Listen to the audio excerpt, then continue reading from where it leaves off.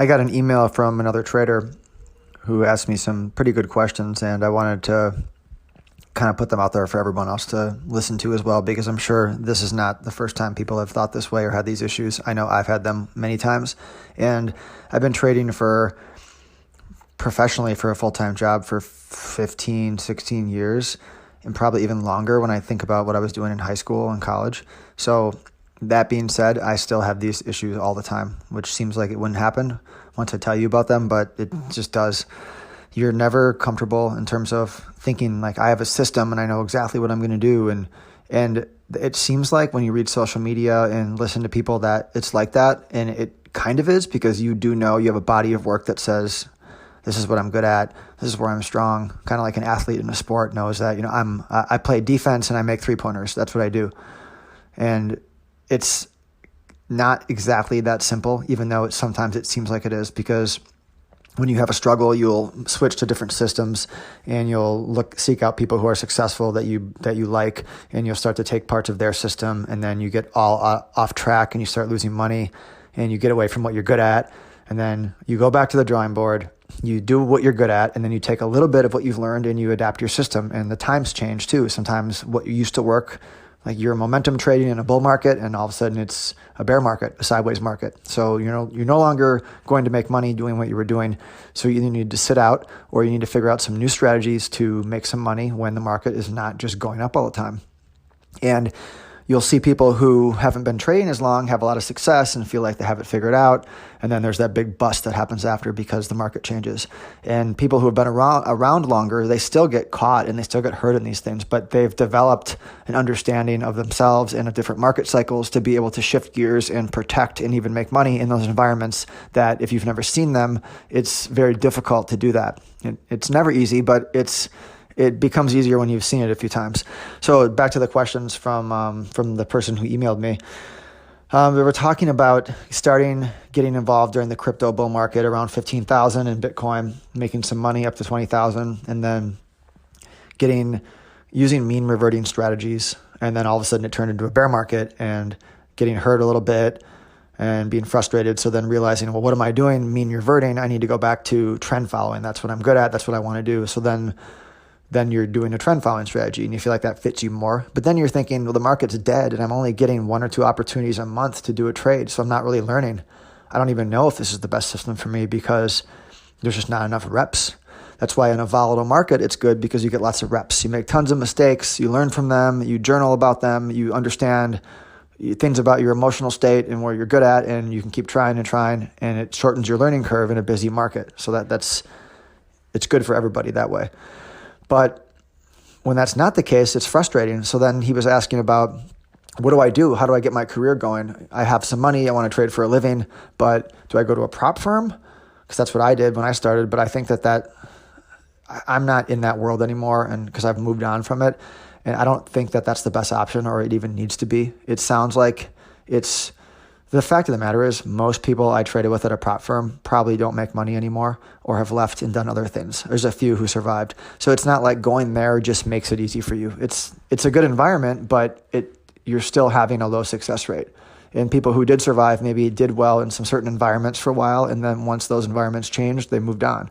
So it was the right spot at the right time in the right era, and I think I can never write it all off, but I think a lot of that's changed. So I don't think that necessarily is the route. So what is the route? What do you do when you're in this position? There's no real clean answer for this. And when you really want to accomplish something, you tend to find your way through experimentation. And I always think that the answers are inside of you, and through pain and suffering, losing money sometimes, you figure it out. You realize that so I can talk more about myself because it makes it easier to explain, because I can't say for someone else. But for myself, I'm very curious. I love to try, sometimes to my detriment. I try so many things and a lot of it's wasting my time. But sometimes I stumble onto things that are interesting in science or interesting in a new product. And then somehow that lines up with an investment idea. And then there's some news or there's an event or there's an earnings report, and all of a sudden it's a trade, and it becomes a trade. It's cross-pollination from a whole bunch of different things. And I can't really describe that style. I can't put it into an algo, but it's something that kind of fits who I am and it fits with what I do. If you're very methodical and computer savvy, it might be studying more data, more patterns.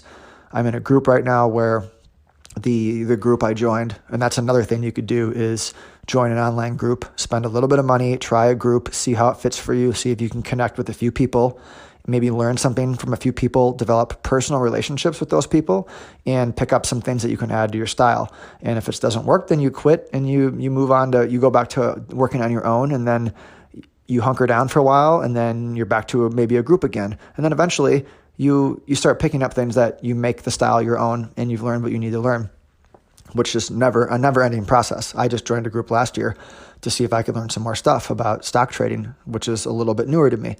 So I was back to, I forgot exactly where I left off.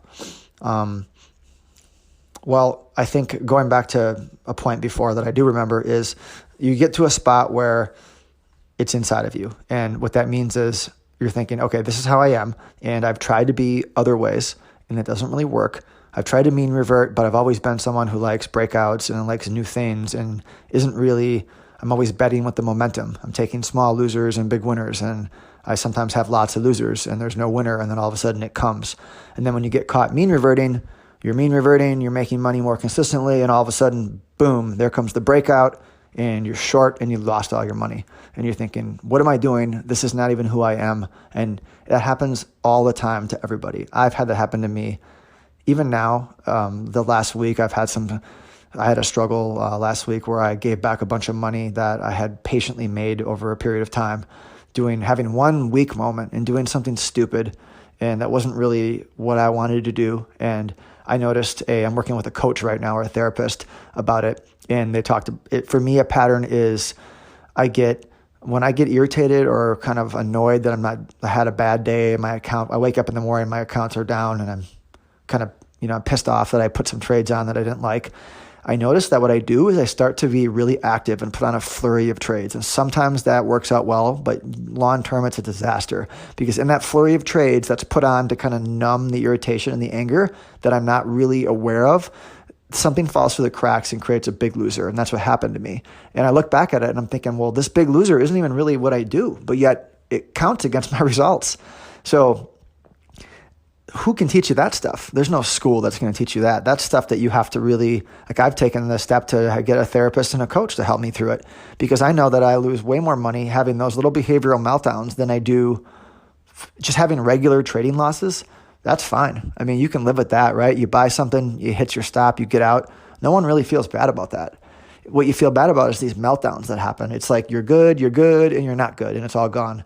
And that's the battle. And so the first step is you figure out how to make money, and then you figure out how to not lose it, because you make money. First you can't make money, and then you can, and you lose it all. You make it, you lose it all. And then you start keeping half, and then you start keeping 80%. And I wish the story ended with you keep 95% and you never blow it out again, but that's not how the story ends. The story keeps going. And all of a sudden there's a year where you're just struggling like you're a rookie and you've been doing it for 15, 20 years. That's what I do. Happens to me.